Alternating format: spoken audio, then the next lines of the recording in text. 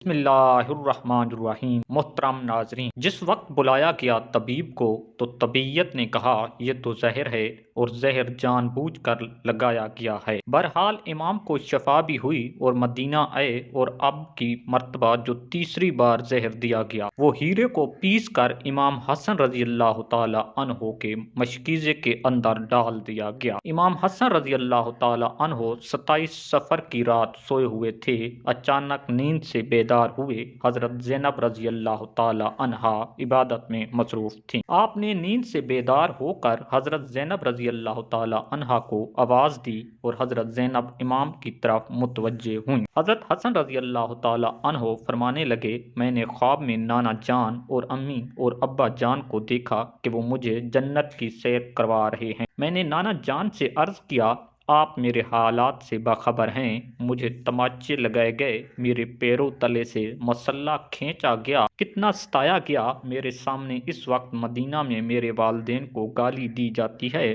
یا رسول اللہ، میں اس دور سے گزر رہا۔ آقا دو جہاں نے فرمایا کہ صبر کرو، تم بہت جلد ہم سے آ کر ملنے والے ہو۔ امام حسن رضی اللہ تعالی عنہ نے ایک اور خواب دیکھا کہ آپ رضی اللہ تعالی عنہ کی پیشانی پر قل هو اللہ احد شریف لکھی ہوئی ہے۔ یہ خواب جب لوگوں نے سنا تو خوش ہوئے، لیکن آپ کے شاگرد سعید ابن ماسب نے سنا تو آپ نے فرمایا، مولا اگر یہ خواب آپ کی تعبیر پوری ہو گئی تو سمجھ لیجئے آپ بہت جلد دنیا سے جانے والے ہیں، کچھ ہی دن بچے ہیں۔ یہ خواب تو تھا ہی، سب لرزے ہوئے تھے اور اس خواب نے اور لرزا کے رکھ دیا۔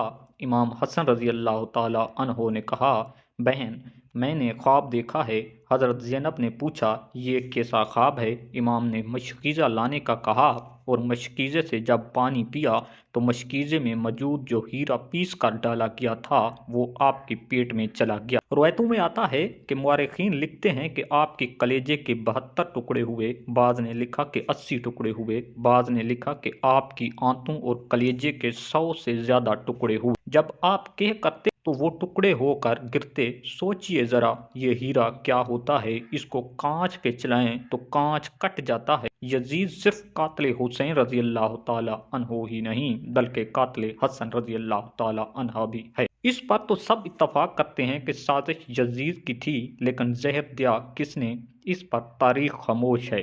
حضرت مولانا حسن بریلوی رحمۃ اللہ علیہ نے ایک عورت کا نام لکھا، لیکن مفتی جلال الدین اس پر خاموشی کا حکم دیتے ہیں۔ مورخین اتنے الجھے ہوئے ہیں کہ کوئی واضح موقف پیش نہیں کیا جاتا، لیکن پڑھے لکھے لوگ ہیں، ان کے لیے ایک بات ہے کہ زہر دینے والا کون ہے۔ جس وقت ٹکڑے ہو کر گرنے لگے تو امام نے حضرت حسین رضی اللہ تعالیٰ عنہ کو بلانے کا حکم دیا تاکہ کچھ نصیحت کر دوں۔ حضرت حسین رضی اللہ تعالیٰ عنہ آئے اور حالت دیکھ کر گلے مل کر خوب روئے۔ بھائی بتاؤ آپ کو زہر کس نے دیا؟ اس لیے کہ سید الصابرین کا نواسا ہے۔ بھائی مجھے جس پر شک ہے اگر وہی ہے تو اللہ بہترین انتقام لینے والا ہے، اور شک کی بنیاد پر کسی کو قتل نہیں کیا جا سکتا، کیونکہ میں نام لوں گا تو تم قتل کر دو گے، اور شک کی بنیاد پر کسی کو قتل نہیں کیا جا سکتا۔ اللہ بہترین انتقام لینے والا ہے۔ جب امام حسن نے امام حسین کو نہیں بتایا کہ قاتل کون ہے تو حتمی طور پر کس کے بارے میں یہ فیصلہ کر دینا کہ فلاں قاتل ہے، میں سمجھتا ہوں کہ یہ زیادہ مناسب نظر نہیں آتا۔ بہرحال جب صبح ہوئی اور لوگ جمع ہونے لگے تو اس وقت امام حسن نے کہا، حسین میرا چہرہ کیسا نظر آ رہا ہے؟ امام حسین رضی اللہ تعالی عنہ نے روتے ہوئے فرمایا، آپ کا چہرہ ہرا ہو گیا ہے۔ مسکرا کر کہا، اس تکلیف میں بھی مسکرایا ہے؟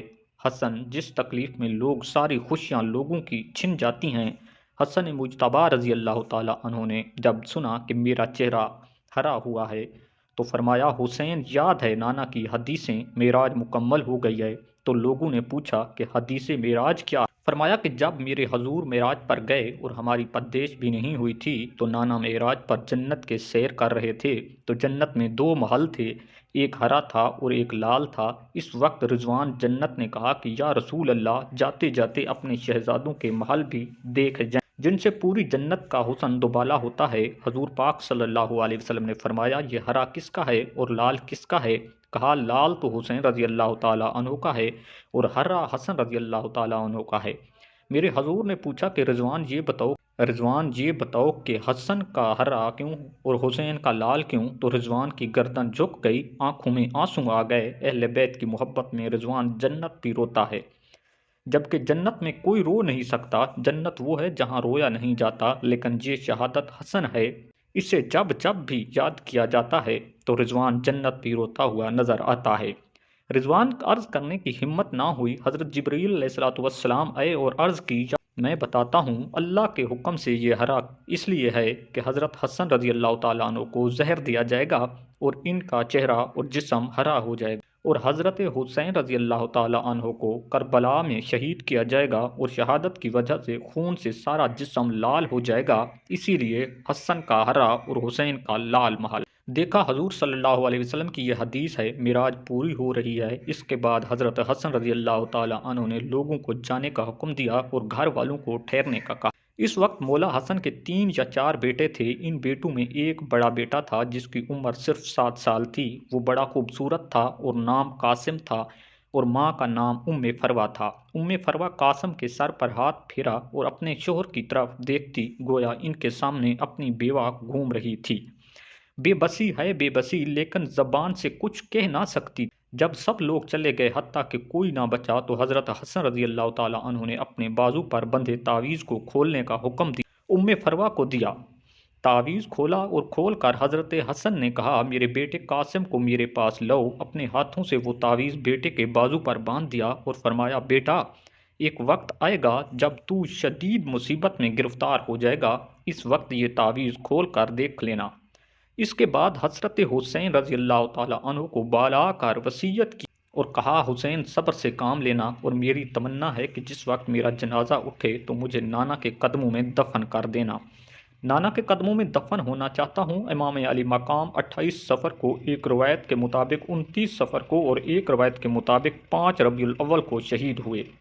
اسی طرح کہ آپ کا پورا جسم ہرا ہو چکا تھا اور اندر کی آنتوں کے ٹکڑے کہہ کی صورت میں باہر گرے ہوئے تھے۔ حضرت حسن رضی اللہ تعالیٰ عنہ کی شہادت ہوئی تو آپ کی تدفین کے لیے جنازہ اٹھایا گیا، لیکن یہ بھی تاریخ کا بدترین باب ہے کہ جب جنازہ باہر لے کر آئے اور حضور کریم صلی اللہ علیہ وسلم کی روضہ مبارک میں حضرت حسن رضی اللہ تعالیٰ عنہ کو دفن کرنا چاہتے تھے تو بنی امیہ کے وہ غلیظ، جسے دنیا مروان کہتی، بدترین آدمی جس پر میرے آقا نے لعنت کی تھی، اس نے کہا، میں ان کو دفن نہیں ہونے دوں گا۔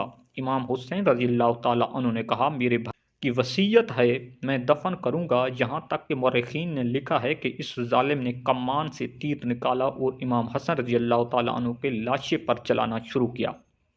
ایک بندہ جو شہید ہو چکا ہے، لوگ کہتے ہیں کہ مروان کو، یزید کو اتنا برا نہ کہو، اسی لیے کہ انہوں نے کیا، یہ کیا ہے؟ مرے ہوئے انسان کا تو دشمن بھی احترام کرتا ہے۔ مروان کیسا ظالم تھا، نانا کے قدموں میں نواسے کو لے جا رہے ہیں تو تلوار سے جنازہ روک لیا اور جنازے پر تیر چلانا شروع کر دیتے۔ یہاں تک آتی ہیں کہ جنازہ حسن پر تیر چلائے۔ حضرت زینب رضی اللہ تعالی عنہا نے کہا کہ جو بیٹوں کے جنازے میں نے دیکھے ہیں، حسن کو تو 2 بار کفن ملا، حسین کو تو 1 بار بھی کفن نہ ملا۔ لوگوں نے کہا کہ حسن کو 2 بار کفن کیسے ملا؟ کہا کہ جب مروان نے حسن کی لاشے پر تیر چلایا تو وہ تیر لگا تو حسن کے کفن سے خون کی پھوار نکلی پڑی۔ تو اس وقت لوگوں نے کہا کہ ایک کفن پر اب دوسرا کفن پھر لپیٹ دو تاکہ حسن کو رنگین کفن میں لے کر نہ جائیں بلکہ ایک کفن اور دے دیا جائے۔ یہ بھی حضرت حسن رضی اللہ تعالیٰ عنہ کی کرامت ہے کہ وصال کے بعد بھی تیر لگا تو ان کے جسم سے خون نکلا۔ کسی نے امام حسین رضی اللہ تعالیٰ عنہ سے کہا کہ حضرت حسن رضی اللہ تعالیٰ عنہ کی یہ وصیت تھی کہ مجھے حضور کے قدموں میں دفن کریں، لیکن انہوں نے یہ بھی تو کہا کہ اگر مروان آڑے آئے تو مجھے امی جان کے قدموں میں دفن کر دینا، آپ اس پر بھی عمل کر سکتے ہیں۔ پھر امام حسن رضی اللہ تعالیٰ عنہ کو حضرت فاطمہ رضی اللہ تعالیٰ عنہا کے قدموں میں دفن کر دیا گیا۔ اللہ تبارک و تعالیٰ سے دعا ہے کہ وہ ہمیں اہل بیت کی سچی اور پکی محبت عطا فرمائے۔